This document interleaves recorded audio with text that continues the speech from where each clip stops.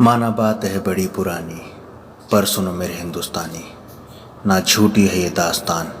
जब रोया था वो आसमान और सजी हुई थी धरती खून के रंग से, बेकसूर थे मरे जो अनजान थे जंग से।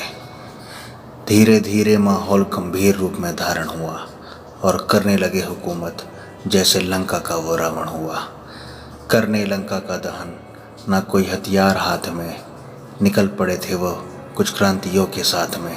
जब अंग्रेज़ों का था शासन, अंधेरे उनके छाए थे, तब यही थे वो क्रांतिकारी जो बन के वहाँ आए थे।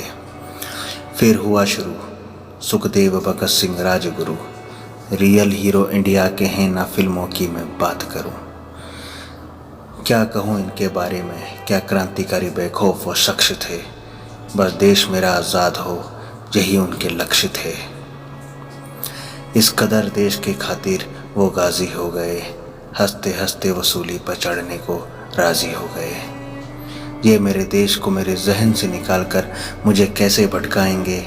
मैंने खुद अपनी मौत मुकर्रर की है, ये अंग्रेज़ मुझे क्या लटकाएंगे। शायद मैं देख ना पाऊँ अपनी आँखों से देश को आज़ाद होते, ये वक्त कुछ दिन दूर है।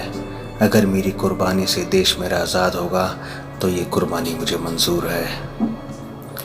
ये वह है जिनके कारण हम आज़ाद होकर बैठे हैं। दिल में हर वक्त ये हमारे देश रहे नहीं, बस याद होकर बैठे हैं। क्यों 15 अगस्त के दिन ही हमारे स्टेटस पे स्टोरी इनकी आती है कि उनकी शहादत को हम भूले हैं, कि ये बात हमें याद नहीं आती है। मिट्टी के हर कण कण वीर कहकर इन्हें बुलाती है। अद्भुत है ये बात, आज भी हर शहीदों को धरती माँ खुद लोरी गा कर सुलाती है देश हमारा आज़ाद, पर आज भी हम आज़ाद नहीं हैं। इस मिट्टी की कीमत हमें आज भी याद नहीं है। कुछ लोगों के दिलों में देश उनके खुदा हो गए, कुछ अपने ही देश में रहकर अपने ही देश से जुदा हो गए। है पता सभी को, फिर भी उनकी आंखों में धूल बैठे हैं। जिन्होंने गुलाम देश को आज़ाद किया, उनकी कुर्बानी भूल बैठे हैं। यह कहकर खा लो कसम, ये दोबारा हमसे गुस्ताखी नहीं होगी। अगर शहीदों की शहादत को हम भूल बैठे तो इसकी माफ़ी नहीं होगी। अंत में कहना चाहता हूँ, जो सच्चे हिंदुस्तानी हैं वो कभी किसी से डरा नहीं करते।